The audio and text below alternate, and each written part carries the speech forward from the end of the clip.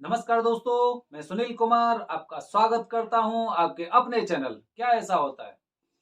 दोस्तों, कल मैंने आपको बताया कि मेहंदीपुर बालाजी मंदिर में लोग होली पर दर्शन करने क्यों जाते हैं। उसके बारे में सारी इंफॉर्मेशन आपको दी। आखिरकार क्या कारण है कि होली पर लोग मेहंदीपुर बालाजी दर्शन करने जाते हैं, जबकि देखा जाए तो अधिकतर इंसान अपने घर पर अपने परिवार के साथ अपने रिश्तेदारों के साथ त्योहार मनाते हैं। लेकिन उसके बावजूद भी वो होली पर मेहंदीपुर बालाजी के दर्शन करने जाते हैं। मैंने कल आपको ये भी बताया था, अगर आप भी प्लान कर रहे हैं होली पर मेहंदीपुर बालाजी जाने के लिए, तो मैं आपको उससे पहले जो जरूरी बातें हैं, जो जरूरी काम है, वो मैं आपको बता देता हूं। सबसे पहले आपको आपका उद्देश्य पता होना चाहिए कि आप होली पर मेहंदीपुर बालाजी के दर्शन करने क्यों जा रहे हैं।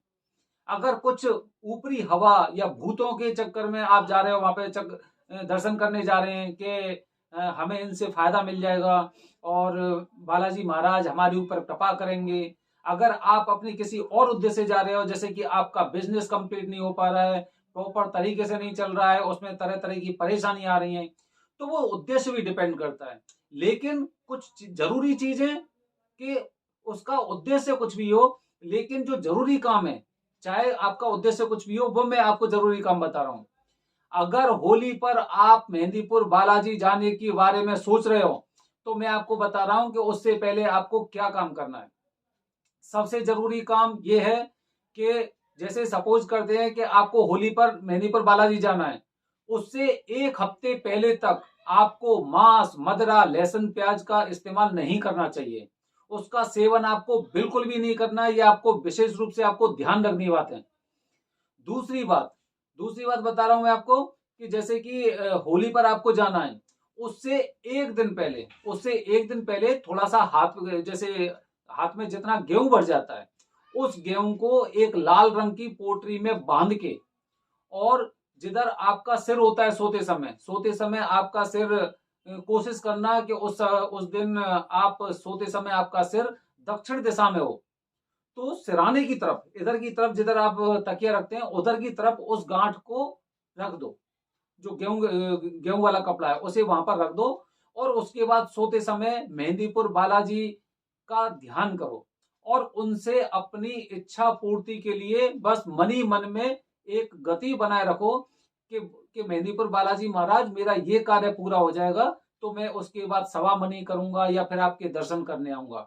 ये एक विशेष जरूरी बात है। और अधिकतर लोग बताते हैं कि ये कार्य इंसान को तब करना चाहिए जब उस पर ऊपरी बाधा होती है, क्योंकि उसके पीछे वजह ये होती है कि जैसे वो गेहूं जो होता है उसमें लाल कपड़े में गेहूं होता है, तो वो पूरी पूरी जो शक्ति होती है, जो नेगेटिव एनर्जी भी होती है, खासकर नेगेटिव एनर्जी होती है, वो कहीं ना कहीं उस कपड़े में, जैसे कहते हैं ना, किसी चीज का एक अल्ट्रासाउंड करवाया या एक्सरे रिपोर्ट करवाई, तो वो कहीं ना कहीं अपनी छाप छोड़ जाती है। अब आपने और वो कपड़ा रखा, उसके अंदर गेहूं लिया और गेहूं की गांठ लगा के और उसे सिराने रख लिया। आप रात में सो रहे हो, सोने सोने तक, जब तक आपको नींद नहीं आ जाती, तब तक मेहंदीपुर बालाजी महाराज का आप स्मरण कीजिए और उनसे अपनी इच्छा पूर्ति के लिए उनसे निवेदन करिए।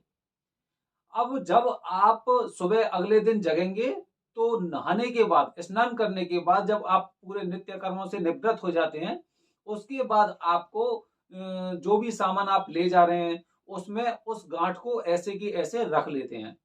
ऐसे ही उस गांठ को अपने साथ रख लो। और जब मेहंदीपुर बालाजी आप जा रहे हैं, तो जाने के बाद जैसे ही वहां पे मंदिर पे आप पहुंचते हो, टेम्पल में, तो वहां पर कहीं पे भी, जहां पे भी आपको जगह लगे, चाहे वहां पर आप जो आसपास की जगह वहां पर पक्षियों के लिए डाल सकते हो उसे, या फिर आप, लेकिन वो वाली चीज आपके मंदिर के अंदर तक पहुंचनी चाहिए पहले। ऐसे नहीं कि आपने वैसी पे डाल दी। आपको क्या करना है, वो गांठ, जो कपड़ा है, जो पूरी पूरी एक पोटली है, पोटली टाइप की, वो पहले आपको जब भी दर्शन करने जा रहे हैं, तो दर्शन करने के दौरान आपको वो अपने साथ रखनी है। और आप प्रेतराज सरकार जी के दर्शन कीजिए, वहां पर कोतवाल साहब के दर्शन कीजिए, और वहां पर आप मेहंदीपुर बालाजी के दर्शन कीजिए। और तब तक वो पोटली आपके साथ होनी चाहिए, आपके पास होनी चाहिए।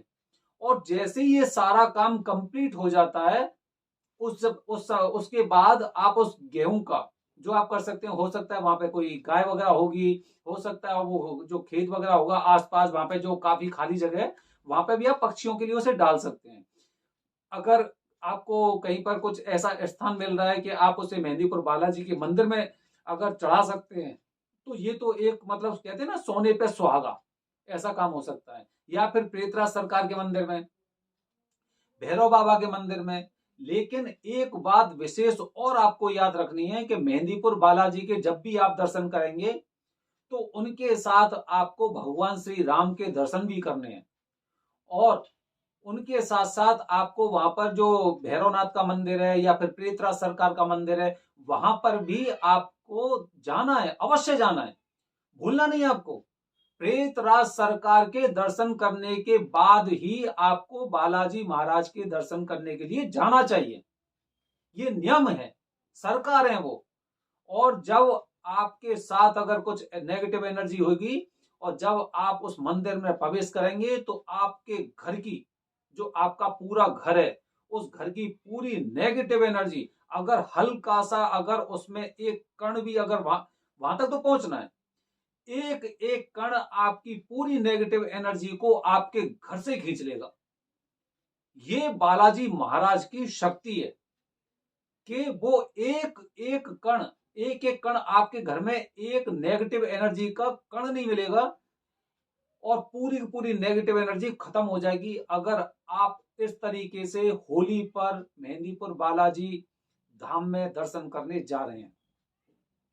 तो मैं दोबारा से एक बार रिपीट कर रहा हूं आपसे, गौर लगा के सुनिए। हो सकता है कि आप वीडियो के माध्यम से उन बातों को समझ नहीं पाए, इसलिए मैं दोबारा एक बहुत शॉर्ट में मैं आपसे उसे रिपीट कर रहा हूं।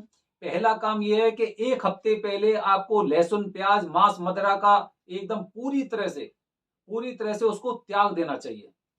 दूसरी बात बता रहा हूं, दूसरा काम बता रहा हूं कि जैसे होली पे आपको जाना है, तो जब भी जाना हो आपको, उससे एक दिन पहले आप अपने हाथों में भर के कुछ गेहूं लीजिए और गेहूं को एक लाल कपड़े में बांध के सोते समय अपने सिरहाने रखिए। आपका सिर दक्षिण दिशा की तरफ होना चाहिए, पैर आपके उत्तर दिशा की तरफ होने चाहिए।